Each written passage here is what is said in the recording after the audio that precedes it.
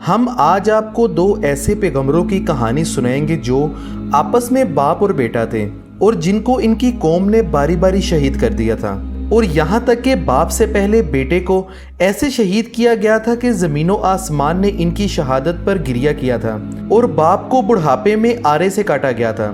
پیارے دوستو، آج کی اس ویڈیو میں ہم آپ کو حضرت یحییٰ علیہ السلام کے بارے میں بتائیں گے کہ ان کا پیشہ کیا تھا اور وہ کیسے رزق کمایا کرتے تھے۔ وہ اللہ کے شکر گزار اور اس پر توکل رکھنے والے انتہائی برگزیدہ پیغمبر تھے۔ آپ کو حضرت یحییٰ علیہ السلام کے بارے میں بھی بتائیں گے جن کی بشارت فرشتوں نے ان کے والد کو دی تھی۔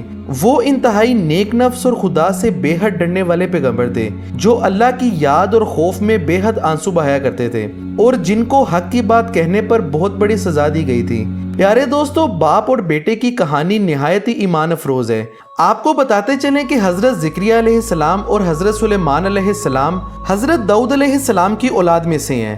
اللہ تعالیٰ نے آپ کو بنی اسرائیل کی ہدایت اور رہنمائی کے لیے مبعوث فرمایا تھا۔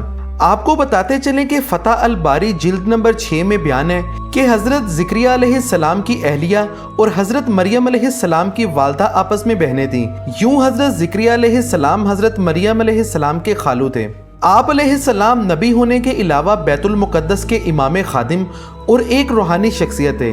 لوقا کی انجیل میں اس منصب کو کاہن کہا جاتا ہے۔ دراصل بنی اسرائیل میں کاہن ایک مذہبی عہدہ تھا۔ ان کی اصل ذمہ داری ہیکل سلیمانی اور بیت المقدس کی مذہبی رسومات کو سر انجام دینا تھا۔ حضرت زکریا علیہ السلام عبادت گاہ میں کھڑے ہو کے نماز پڑھ رہے تھے کہ فرشتوں نے آواز دی کہ زکریا، اللہ تمہیں یحییٰ کی بشارت دیتا ہے جو اللہ کے فیض یعنی عیسیٰ علیہ السلام کی تصدیق کریں گے اور سردار ہوں گے اور عورتوں سے رغبت بنا رکھنے والے ہوں گے اور اللہ کے پیغمبر یعنی نیکوکاروں میں سے ہوں گے۔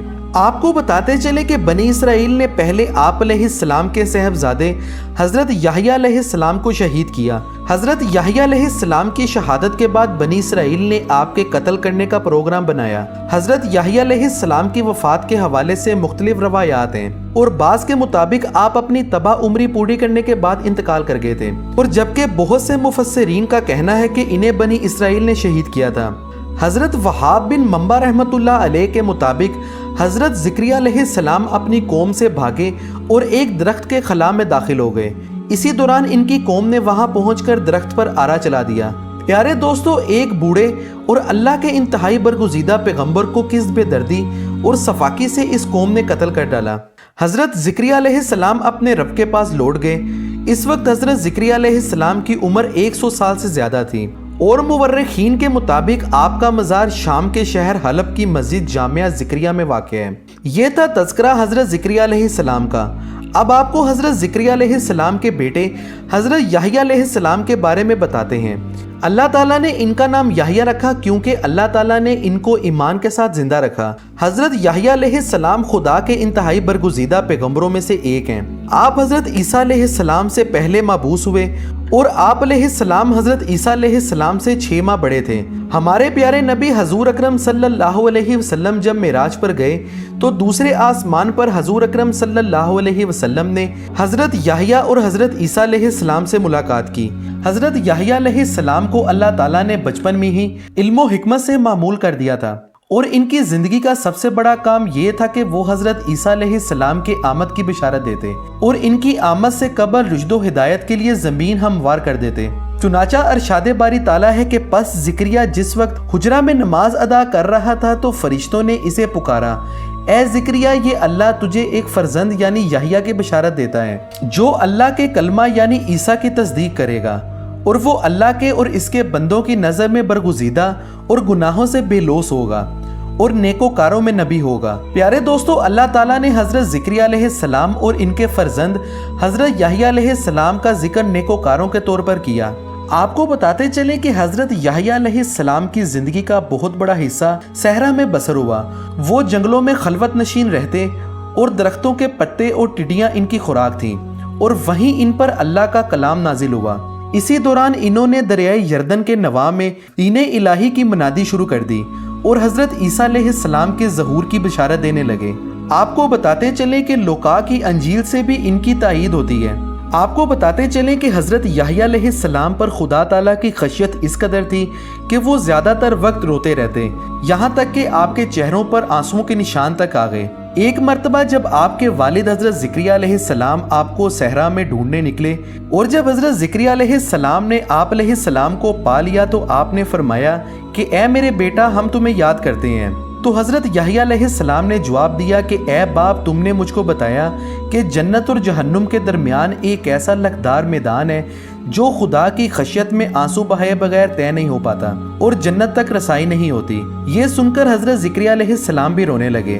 حضرت یحییٰ علیہ السلام نے جب خدا کے دین کی منادی شروع کر دی اور لوگوں کو یہ بتانے لگے کہ مجھ سے بڑھ کر ایک اور خدا کا پیغمبر آنے والا ہے، تو یہود کو ان کے ساتھ دشمنی اور عداوت پیدا ہو گئی اور ان کی برگزیدگی اور مقبولیت اور منادی کو برداشت نہ کر سکے۔ ایک دن ان کے پاس جمع ہو کر آئے اور دریافت کیا، کیا تو مسیح ہے؟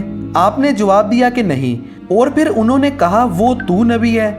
آپ نے کہا نہیں۔ اور پھر وہ لوگ کہنے لگے، تو ایلیا نبی ہے؟ آپ نے کہا نہیں۔ اور پھر وہ لوگ کہنے لگے، آخر تو کون ہے جو اس طرح منادی کرتا ہے اور ہم کو دعوت دیتا ہے؟ ان سوالوں کے جواب میں حضرت یحییٰ علیہ السلام نے فرمایا، میں جنگل میں پکارے جانے والے کی ایک آواز ہوں جو حق کے لیے بلند کی گئی ہے۔ یہ سن کر یہودی بھڑک اٹھے اور آخرکار ان کو شہید کر ڈالا۔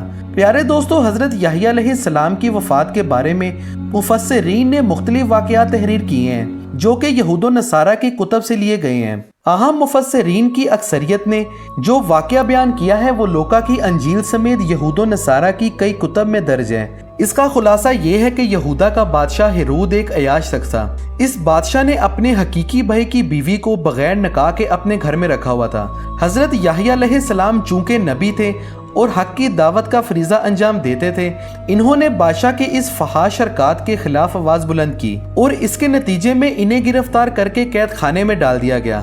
اہم یہ بادشاہ ان سے انتہائی ڈرتا تھا اور وہ یہ جانتا تھا کہ آپ اللہ کے ایک نبی اور نیک پارسا انسان ہیں، نیز یہ عوام میں بھی بہت زیادہ عزت رکھتے ہیں۔ اسی وجہ سے بادشاہ کی داشتہ حضرت یحییٰ علیہ السلام کی تعلیمات کو اپنی اور اپنی جیسی عورتوں کے لیے خطرہ سمجھتی تھی، چنانچہ وہ آپ کی جان کے در پہ ہو گئی۔ اسی اثنا میں بادشاہ کی سالگرہ کے سلسلے میں ایک عالیشان محفل میں رقص و موسیقی کی محفل جما کر ہیرودیاس کی جمع سال خوبصورت بیٹی نے رقص کر کے بادشاہ کو اپنے جال میں پھنسا لیا۔ اس بادشاہ نے خوش ہو کر اسے کہا کہ مانگو، کیا مانگتی ہو؟